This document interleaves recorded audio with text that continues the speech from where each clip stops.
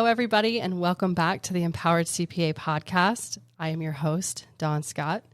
Today, I have a very, very special guest with me, one that I've worked with for several years in a very exciting capacity and in a very an experience that a lot of people I know out there can relate to. My guest today is Cait Potter. When I met her, she was a W-2 employee, had this kind of side hustle that was going on, something she was very passionate about. But, you know, like anybody, we're all kind of nervous to go out on our own. So I really am just so excited to have her here today so we can talk about the whole process and what steps we went through to really get her ready from having this steady income to having the courage and the knowledge and the numbers to go out on her own. So everybody, welcome Cait Potter. Thanks, Dawn. I'm excited to be here. You made me sound so cool. You are so cool. And I'm so excited to share what you do and your background. And, you know, I think what's really fun for me is your background is in not-for-profit work. You have a master's degree in not-for-profit. You're, you know, super passionate about photography. And so your background and your joys and your loves are really what led you to me, which I'm very happy for, but also to building this life that you have created for yourself. So why don't you tell everybody a little bit about your background? Yeah. So right after I graduated from college, I did a year of AmeriCorps VISTA. VISTA stands for Volunteers in Service to America. So if you're not familiar with that, that is like a domestic Peace Corps kind of situation. So I volunteered full time for 1 year. So, you know, working the typical like 40 hours a week at a nonprofit here in Indianapolis, which is where I currently live still. And so basically I got paid, you know, $800 a month to work full time. And at the time, we weren't even allowed to have a second job because we were supposed to be living at that poverty level wage. So that year was kind of wild. But the placement that I had, or rather the position that I got through AmeriCorps VISTA turned into a full-time position. So that is how I kind of ended up in nonprofits. I had originally been thinking I would go to law school, and this 1 year thing was going to be just kind of, you know, something to like give me some time and some space to think after graduating from undergraduate school, college. But then, yeah, it turned into this full-time position. And now here I am like 8 years later, still in Indianapolis. And up until not that long ago, still working at nonprofits full time. So I got my master's degree in nonprofit management, as you mentioned. And, you know, throughout school, even throughout, you know, my undergraduate degree is political science. So that's not really related, but throughout that and even throughout graduate school and throughout, you know, my work history, I just always was a very like operations and systems minded person. You know, one of my first like official title outside of AmeriCorps VISTA was operations manager. I just loved setting up the system, the how of like getting us from point A to point B. And I was all about doing it smarter, not harder. You know, I didn't want to sit there and copy and paste in a million rows when a spreadsheet could just do it for me, that kind of thing. But so as I started to graduate from graduate school, I was like, well, like, what else am I going to do with my time? I think I'll start a photography business. And so I did, and, you know, started off charging like $50 a shoot or something like that, and was really, really bad at it. And, you know, invested in lots of education and time and finally learned it. But along the way, I found that I enjoyed running my photography business more than I enjoyed the actual photography piece, going back to that like operations, systems minded, you know, comment that I made about myself. So I had found a CRM called Dubsado to run my photography business. And before I knew it, I was helping other people set up their photography businesses, and then their wedding planning businesses, and then their all kinds of other businesses. And eventually I just said, you know what, this is it. Like, this is what's bringing me joy. This is what's fueling me, bringing me energy. You know, this is what I'm excited to do at the end of a work day, an end of a 9-to-5 work day. Whereas with photography, I was always like, ugh, I don't want to go do this. And it was draining.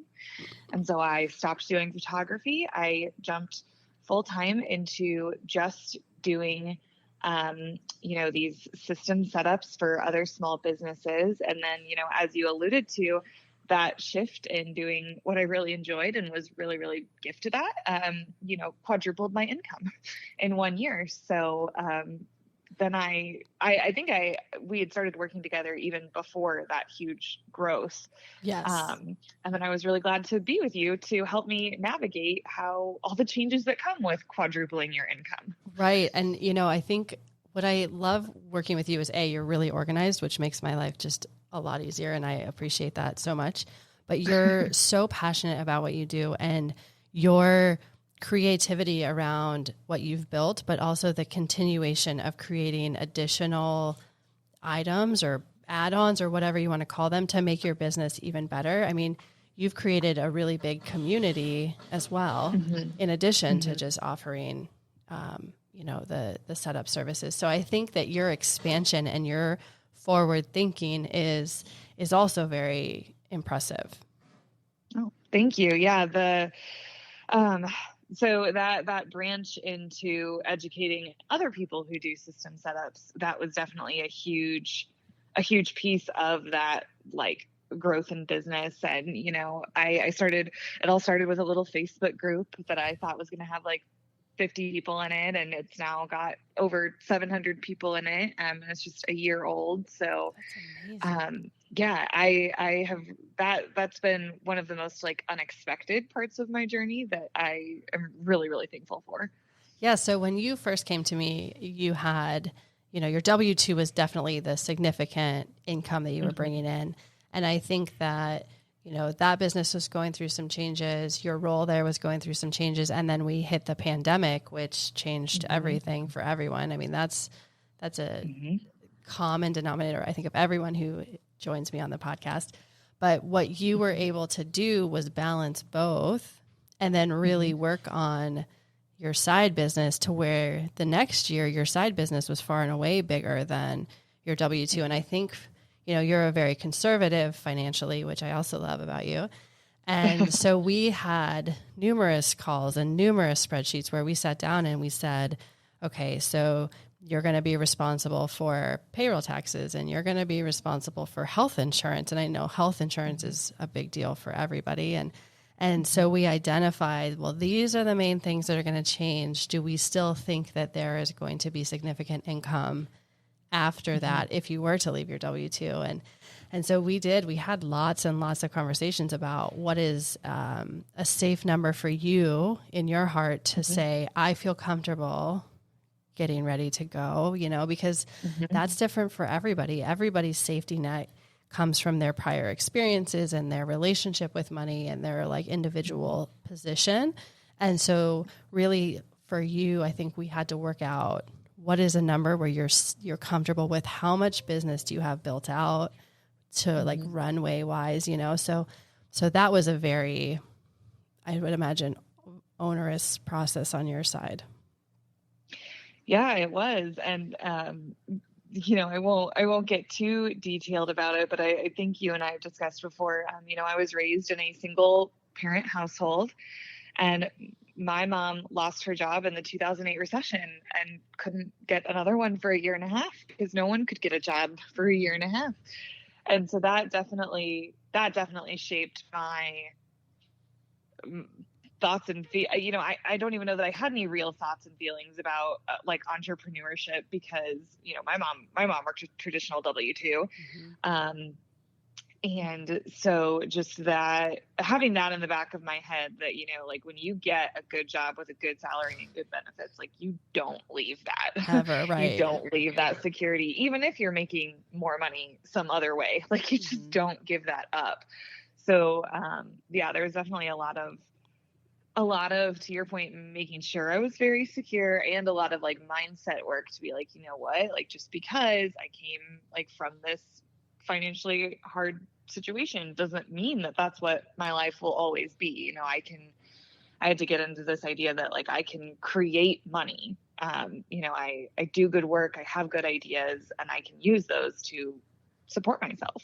Absolutely. And I think that for you, you are very, very passionate about, I mean, let's be real, a part of a lot of people's businesses that they don't really want to do, right? I fall in the same category. Nobody likes what I do. Yep. And I too am very passionate about it. And so you have the opportunity where you can speak to your client base from their side. Like I've been where you are.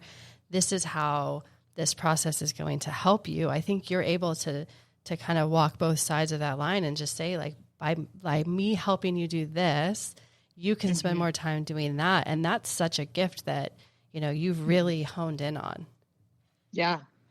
Yeah. I think, I did some math on it, and really, with like the investment that you spend in a system and in working with me to set it up for you, when that system works for you, like 24/7, it comes out to like 50 cents an hour for a year, or something crazy like that. And so, I just say that to agree that a lot of people, they don't want to do it. They don't want to think about it. And sometimes they also don't want to invest in it. But what you like lose by not having a system working for you 24/7, I mean, you lose time, you lose money. You know what I mean? Absolutely. I definitely agree with what you're saying, that Well, it's and not fun for other people, but right. I love it. And in photography, I have a lot of clients who are creatives, and that is, something that is lacking in most creative space. And to have those also increases the likelihood that they'll be successful and they won't fall victim to burnout or just not having the means or missing out on revenue. Like, say you do the job and you forget or get distracted and don't send out the invoice. I mean, that alone is a huge help. And I think something that your process helps them with. And so I think just having someone that they can count on and rely on. And then I'm sure your business is similar to mine, that is very network based, right? It's very relationship and referral based. So do you find that you work with people and then referrals are how you are moving forward? Yeah, that is how I get a lot of business. But I'm also very active in several, like, really Facebook communities. Dipsato has their own Facebook community, and I spend a lot of time in there, like helping people for free, answering lots of questions. And so I do get also a lot of business, through people like seeing me be helpful and deciding that they also, want that like help in a much deeper way than like a Facebook comment. But yes, the longer I've been in business and the more that I've grown, the more I love those referrals from clients that I've worked with in the past who were, dream clients, and then they send me more dream clients. So yeah, definitely. So for you, I know one thing that we've talked about is a lot of people get nervous about, I have one product or one service that I provide, and people are like, well, what? And this is a conversation I know that I've brought up with you, right? What if something happens to the technology that you are providing services for? And I know that we've had conversations about, are there similar other technologies, other things that you can be branching out into? Talk me through a little bit about that process and really making sure that you're ready should any market changes occur. So that's definitely still a work in progress, I would say. A lot of my business is still based around a singular platform. However, I have expanded to be making money in more ways than just one-on-one services. So, I can only do so many system setups regardless of what the system is, right? I can only do so many per month because there are only so many hours in a day, and they take a lot of hours. These are not 5 minutes and done type projects. These are, very intensive. And so, I needed to be able to like make more money without there needing to be like so much more of my time given. And so I've expanded that in a couple of ways. I have as I've already mentioned, I have a coaching program for other Dipsato pros. At this time, I would love to make that more like just operations pros in the future. That's where I think I'll be expanding in terms of platform. But I offer that coaching. So that's a group coaching program. It's 3 months long. And so there's like 40 lessons, something insane, something just all about how I started my business and how I run it and how I make sure that every single client gets the same excellent experience. And, what systems do I use outside of the main platform that we're setting up and that kind of thing. And so that now represents, how I would say maybe like a quarter of my income is now that coaching.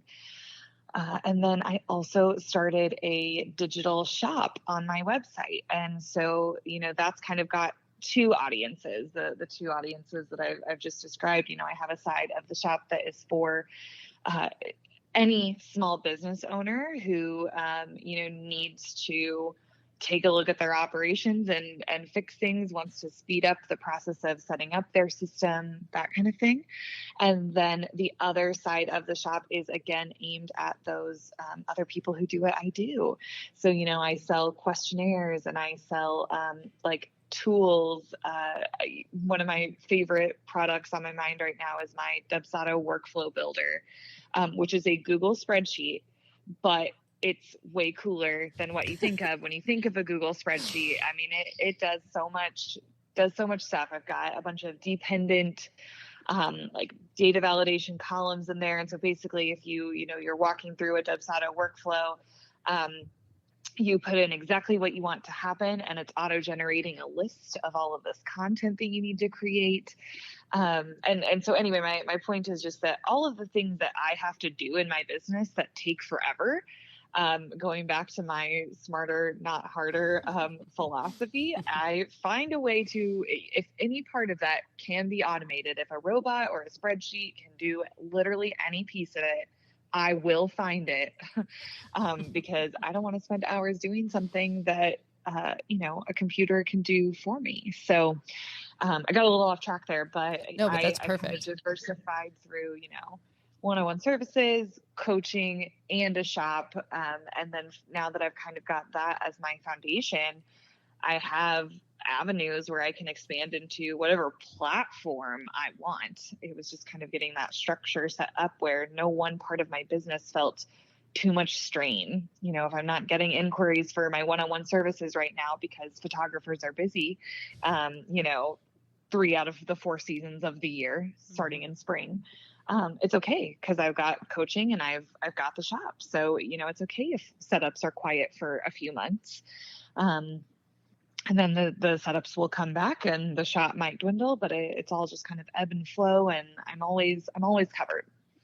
Absolutely. And I think that is something, the first year where we sat down after you'd opened your shop, the first time we sat down and really ran your numbers, your reaction was one of my favorite reactions because I don't think before then you'd ever sat down and like actually realized how much that had made. And we were on video and I remember watching you and it was this moment where I think you're like, oh my gosh, like, look what I did. And you did all of that with your systems and all the things you put in place and you just hadn't really acknowledged that. And so that was fun for me as an outsider to watch because I was like, yes, look at you go, And what I think is great and something that I talk about with a lot of people is there is a lot of times there is this fear of putting out information that could possibly be used by your peers, right? Because there's this fear of, oh my gosh, what if they take business from me? And I recently had a guest on my podcast. We talked about the same thing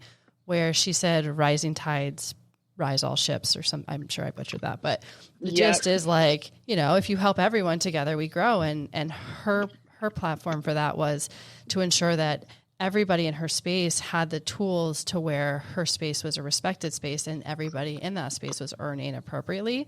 And I think that is also part of what you're doing is ensuring that, everybody in your space is doing a good job and doing things well. And, if you can possibly monetize that growth, then that's fantastic.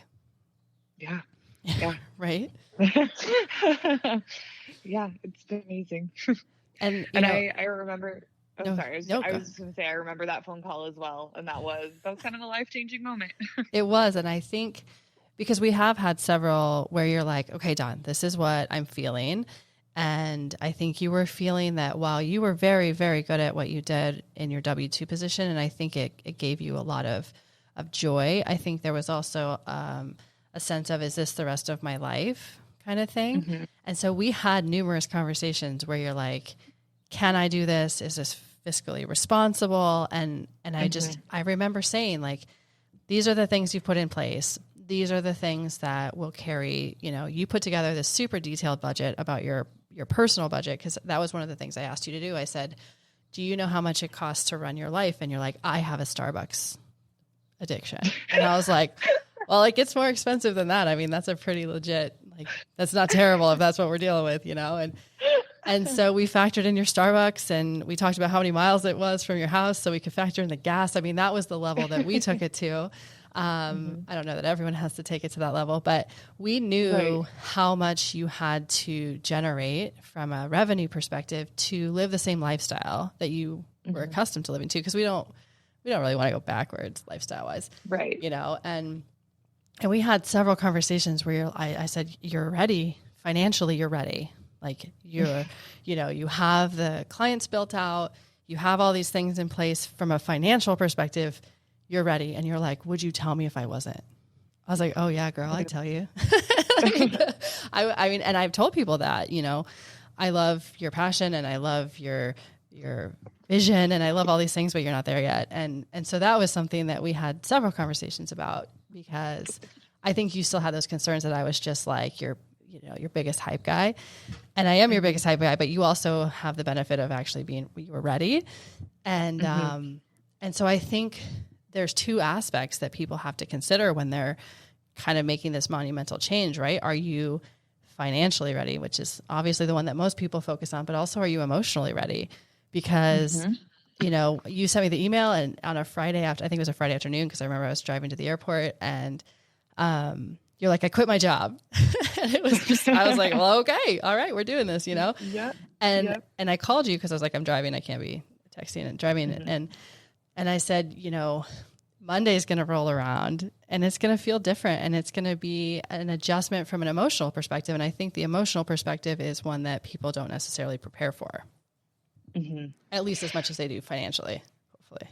Yeah, I would agree with that 100%. And I think that some of it is softened, to your point, because of the pandemic. My employer sent us home in March of 2020, and like I had not been back to the office since then. Right. And so that was, an adjustment. It was an adjustment to start working from home, start not seeing people every day. But what I ended up discovering is that I really actually kind of liked that.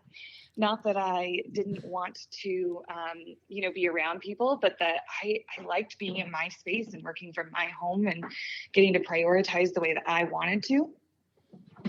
And so I think that really helped me there. What I've discovered since quitting is that actually not balancing running an entire business with working a 9 to 5, having that extra time actually makes it far more difficult to stay focused than I expected. I didn't realize how often I was getting things done because, okay, I have 20 minutes to get this done in, and what can I do in 20 minutes that's going to actually propel my business forward?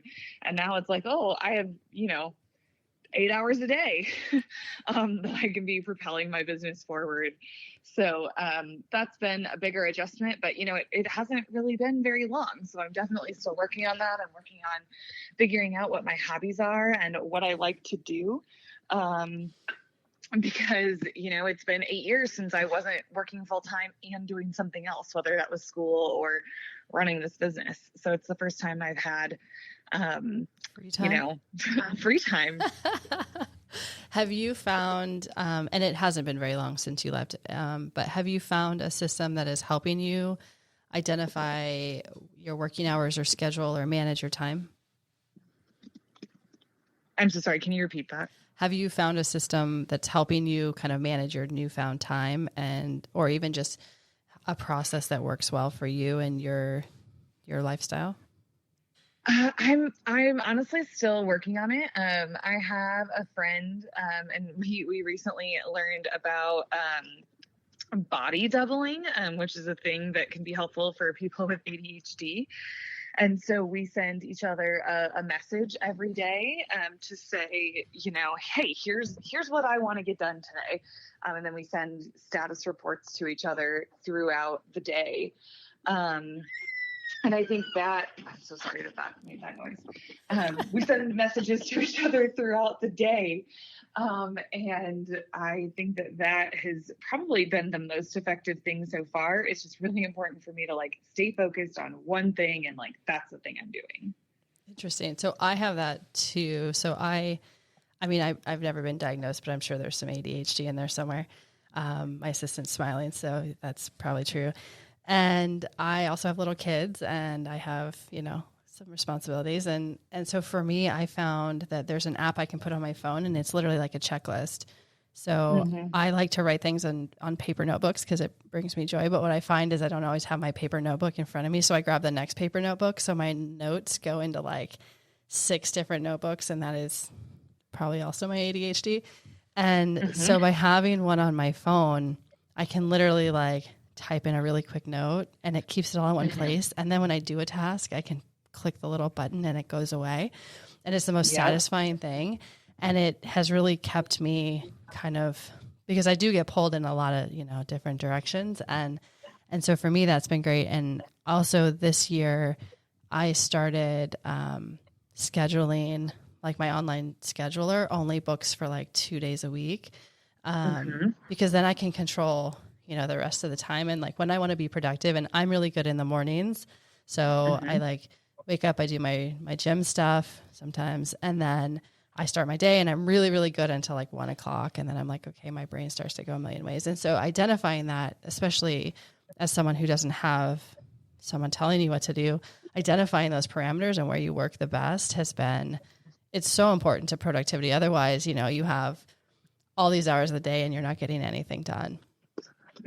Yeah. And I definitely agree. I love paper notebooks so much. I always buy them. Me too. And then I use 2 pages of the front and then I put them in a stack and now I have a giant stack of notebooks with 2 pages out of each one taken up. But you keep buying more, huh? Don't you? Yeah. They're just so cute. I can't stop. I have the same problem.